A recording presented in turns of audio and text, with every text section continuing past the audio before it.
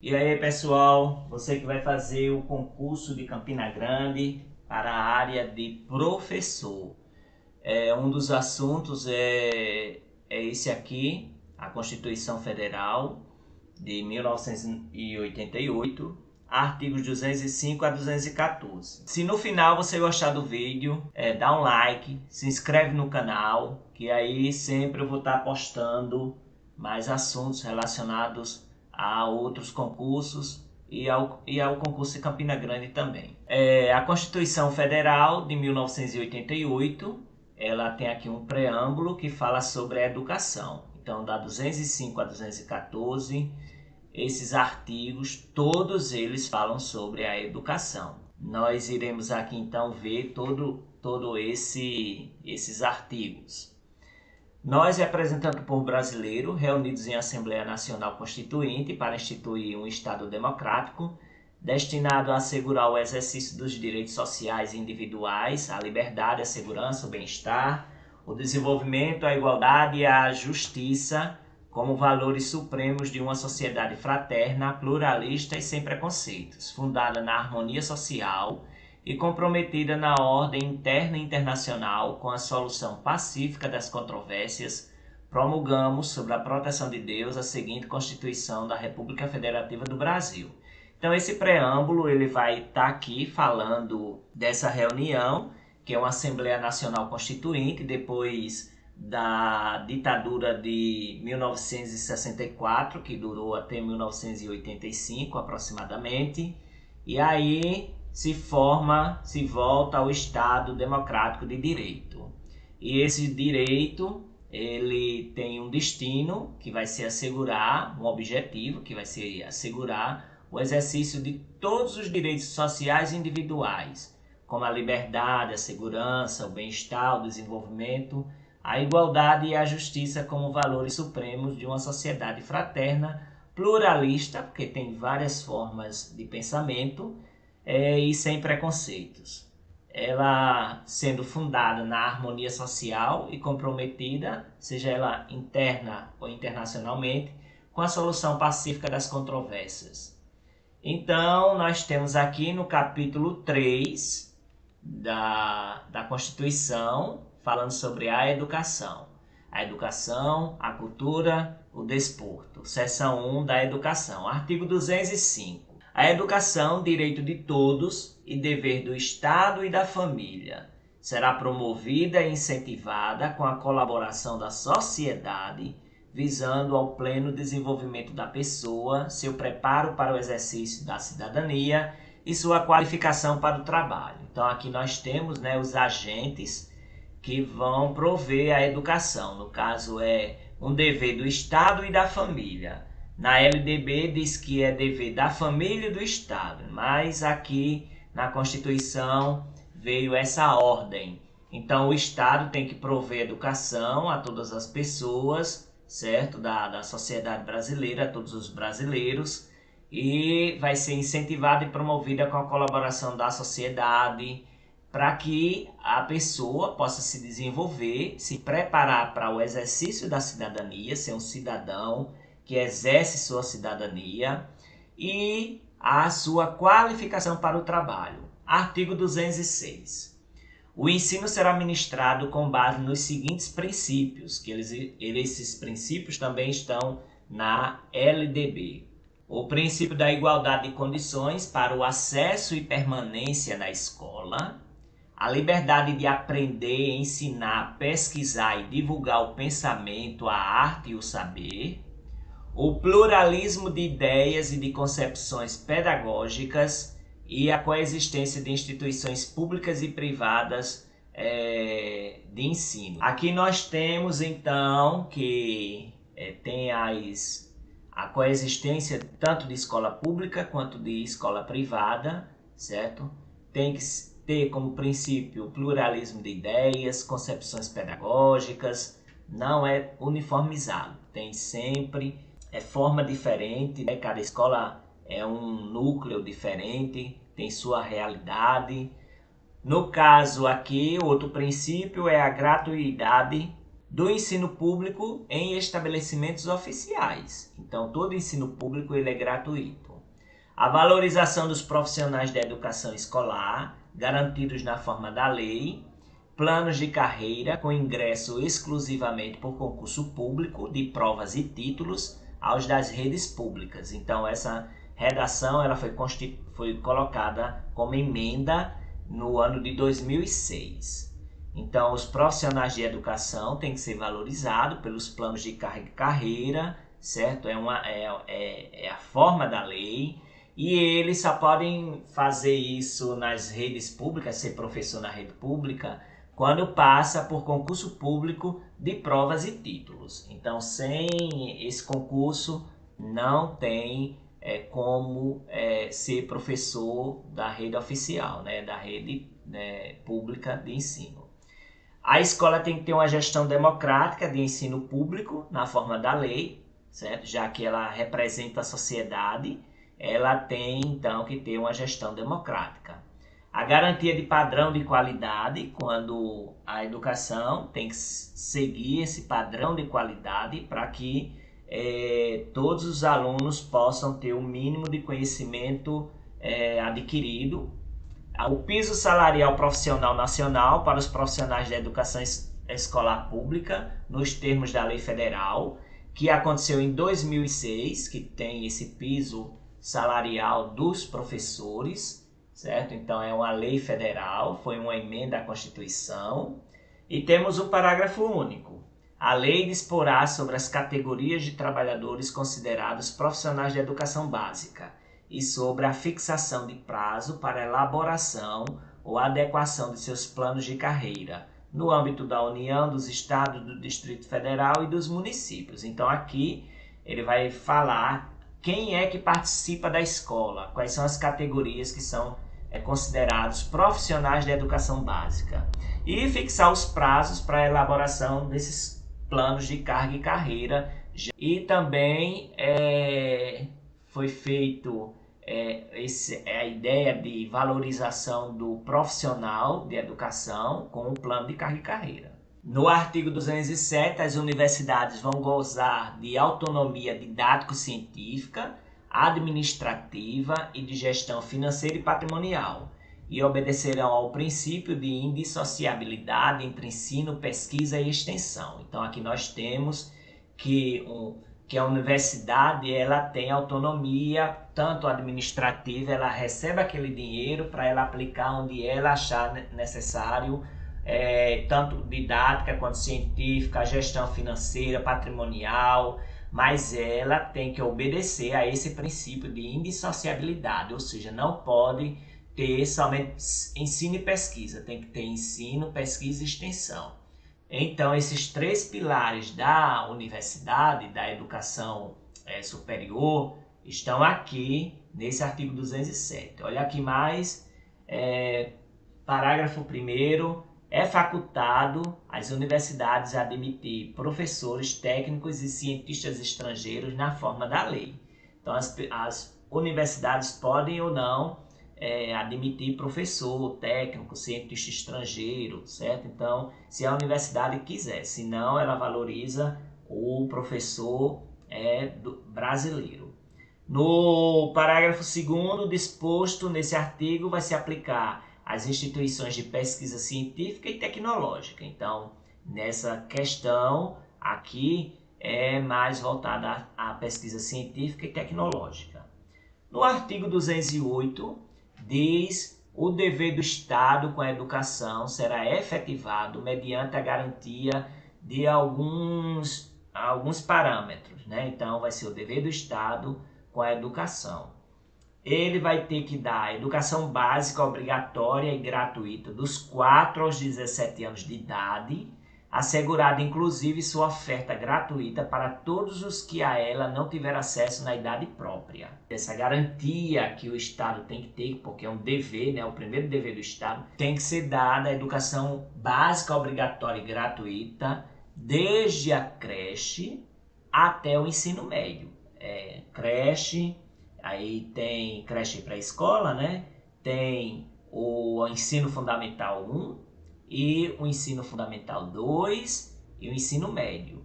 Então é assegurado a todo brasileiro inclusive aqueles que não tiveram a oportunidade de estar na escola, sendo oferecida a EJA à noite ou durante o dia, aqueles que não tiveram acesso na idade própria, também vai ter uma educação gratuita.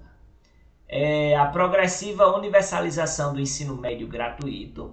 Então, todo o ensino médio nesse período aqui eram poucas vagas, então eles começaram a crescer a quantidade de vagas, e lembrar que isso aqui é a Constituição de 1988, e então expandiu a educação em relação ao ensino médio gratuito. Atendimento educacional especializado aos portadores de deficiência, preferencialmente na rede regular de ensino. Então, não seria mais feito de outra forma. Toda pessoa deficiente tem que ser inclusa, certo? Na rede regular de ensino. Ou seja, não pode fazer discriminação. A educação infantil em creche e pré-escola vai começar a partir dos 5 anos de idade, certo? Como eu falei anteriormente, que aqui começa aos 4 anos, né? Creche pré-escola, ensino fundamental 1. Também é dever do Estado o acesso aos níveis mais elevados de ensino, da pesquisa e da criação artística, segundo a capacidade de cada um. Além disso, ofertar o ensino noturno regular, adequado às condições do educando. Então, o ensino noturno regular, especialmente para aqueles que não podem cursar durante o dia ou não tiveram a formação na idade adequada, certo? Então aqui, olha, atendimento ao educando em todas as etapas da educação básica por meio de programas suplementares de material didático escolar, transporte, alimentação e assistência à saúde. Então o governo criou programas suplementares de material didático escolar, transporte, alimentação e assistência à saúde. O acesso ao ensino obrigatório e gratuito é direito público subjetivo, independente de governo, independente de ideologia. O acesso ao ensino obrigatório e gratuito é direito público subjetivo. Então, isso é um direito público, já está dizendo, é para todos. O não oferecimento do ensino obrigatório pelo poder público ou sua oferta irregular importa a responsabilidade da autoridade competente. Então, se ele não ofertar, ele vai incorrer em sanções administrativas, certo? Em sanções relacionadas à improbidade administrativa. Compete ao poder público recensear os educandos no ensino fundamental, por isso que tem um censo todo ano, ok? Todo ano tem um censo e toda a verba que vem para a escola é em cima desses educandos, da quantidade de educando, isso em relação à escola pública, viu? Mas também se faz o censo da escola privada. Fazer-lhes a chamada e zelar junto aos pais ou responsáveis pela frequência escolar, né? Então, sempre o poder público vai estar chamando os pais se os alunos não estão indo para a escola, e zelando com relação a essa frequência, né? No artigo 209, o ensino é livre à iniciativa privada, atendendo às seguintes condições: cumprimento das normas gerais da educação nacional, autorização e avaliação da qualidade pelo poder público. Então, no artigo 209 vai falar sobre essa questão da iniciativa privada. Todo lugar tem escola pública e privada. Se você quiser abrir uma escola, claro que você pode abrir, desde que cumpra as normas gerais da educação nacional e que tenha autorização e passe pela avaliação de qualidade do poder público, porque o Conselho Estadual de Educação vai lá nesse ambiente, que vai se abrir a escola privada, é claro, e vai ver se está seguindo todos os parâmetros, que está tudo dentro da legalidade, certo? A rampa e tudo mais. Então, nós temos aqui essa iniciativa, o ensino é livre, a iniciativa privada. E aí, no artigo 210, serão fixados conteúdos mínimos para o ensino fundamental, de maneira a assegurar a formação básica comum a respeito aos valores culturais e artísticos nacionais e regionais. Isso aqui já prevendo a BNCC, viu? Fixados conteúdos mínimos para o ensino fundamental, de maneira a assegurar a formação básica comum, olha aí, a formação básica comum e respeito aos valores culturais e artísticos nacionais e regionais. O ensino religioso de matrícula facultativa vai constituir disciplina dos horários normais das escolas públicas de ensino fundamental. Então, na escola pública tem o ensino religioso de matrícula facultativa. O ensino fundamental regular será ministrado em língua portuguesa, assegurada às comunidades indígenas também a utilização de suas línguas maternas e processos próprios de aprendizagem. Aqui nós temos a inserção da língua portuguesa, mas também a valorização das comunidades indígenas com as suas línguas maternas. No artigo 211, vai falar sobre a organização em regime de colaboração. Então, a União, os estados, o Distrito Federal e os municípios vão organizar em regime de colaboração seus sistemas de ensino. Então, o município vai organizar o seu sistema de ensino, o Distrito Federal também, os estados também e a União também. Então, cada um vai organizar a sua forma, tem sua incumbência de organizar seus sistemas de ensino. As particularidades de cada um vai aparecer nesses parágrafos aqui. Então, parágrafo 1º. A União vai organizar o quê? O Sistema Federal de Ensino e o dos territórios. Vai financiar as instituições de ensino público federal e exercerá em matéria educacional função redistributiva e supletiva, de forma a garantir a equalização de oportunidades educacionais e padrão mínimo de qualidade do ensino mediante assistência técnica e financeira aos estados, ao Distrito Federal e aos municípios. Todo o sistema federal ele é organizado pela União, certo? Assim como também dos territórios. Ele vai financiar as instituições de ensino público federal, vai exercer em matéria educacional a função redistributiva e supletiva, de forma a garantir a equalização de oportunidades educacionais e padrão mínimo de qualidade do ensino, ou seja, todos têm que ter assim a mesma qualidade, tem que ter a mesma oportunidade, certo? Mediante assistência técnica e financeira aos estados. Então, o aporte financeiro da União em relação ao sistema federal vai ser muito grande, também aos estados e ao Distrito Federal e aos municípios. Os municípios atuarão prioritariamente no ensino fundamental e na educação infantil. Então, aí é função do município, a educação infantil e ensino fundamental. Os estados e o Distrito Federal vão atuar prioritariamente no ensino fundamental e médio. Quando a prefeitura não tiver escola, não tiver condições de ofertar esse ensino fundamental, o estado vai entrar e vai ofertar ele além do médio. Na organização de seus sistemas de ensino, a União, os estados, o Distrito Federal e os municípios vão definir formas de colaboração de modo a assegurar a universalização do ensino obrigatório. Então, os estados, a União, o Distrito Federal e os municípios vão fazer tudo em forma de colaboração, amarrando todas as pontas para que todos possam ter a sua universalização do ensino. No parágrafo 5º, diz que a educação básica pública vai atender prioritariamente ao ensino regular. Então, a educação básica pública vai ser obrigatoriamente ao ensino regular.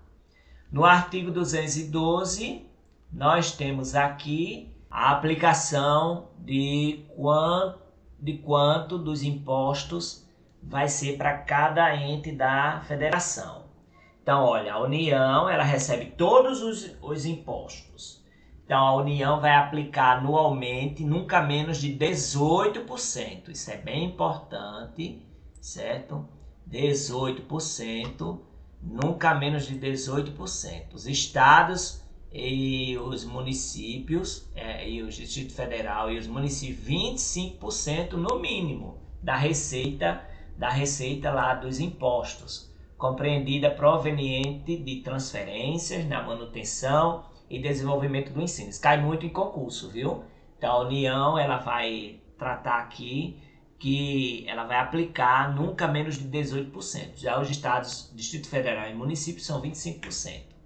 A parcela da arrecadação de impostos transferida pela União aos estados, ao Distrito Federal e aos municípios, ou pelos estados aos respectivos municípios, não é considerada para efeito de cálculo previsto nesse artigo, receita do governo que a transferir.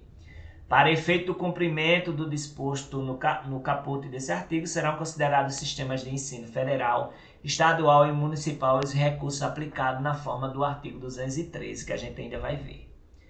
A distribuição dos recursos públicos assegurará prioridade ao atendimento das necessidades do ensino obrigatório, no que se refere à universalização, garantia de padrão de qualidade e equidade nos termos do Plano Nacional de Educação. Os programas suplementares de alimentação e assistência à saúde previstos no artigo 8 serão financiados com recursos provenientes de contribuições sociais e outros recursos orçamentários. A educação básica pública terá como fonte adicional de financiamento a contribuição social do salário educação, recolhida pelas empresas na forma da lei, isso foi um decreto de 2006. As cotas estaduais e municipais de arrecadação de contribuição social do salário educação serão distribuídas proporcionalmente ao número de alunos matriculados na educação básica nas respectivas redes de ensino. O artigo 213. Os recursos públicos serão destinados às escolas públicas, podendo ser dirigidos às escolas comunitárias, confessionais, filantrópicas, certo? Então, o recurso público também pode ser para esse tipo de escola. Aquelas que comprovem finalidade não lucrativa e apliquem seus excedentes finais. Assegurem a destinação de seu patrimônio a outra escola comunitária, filantrópica ou confessional, ou ao poder público no caso de encerramento de suas atividades. Os recursos de que trata esse artigo poderão ser destinados a bolsas de estudo para o ensino fundamental e médio, na forma da lei, para os que demonstrarem insuficiência de recursos, quando houver falta, e cursos regulares da rede pública na localidade da residência do educando, ficando o poder público obrigado a investir prioritariamente na expansão de sua rede na localidade. As atividades de pesquisa e extensão e de estímulo a fomento à inovação realizadas por universidades e ou por instituições de educação profissional e tecnológica poderão receber apoio financeiro do poder público. Então, no parágrafo 1º diz que se não tem vaga para o aluno, ele pode então procurar uma outra escola que daí ela pode dar essa bolsa de ensino a esse aluno, ok? Então,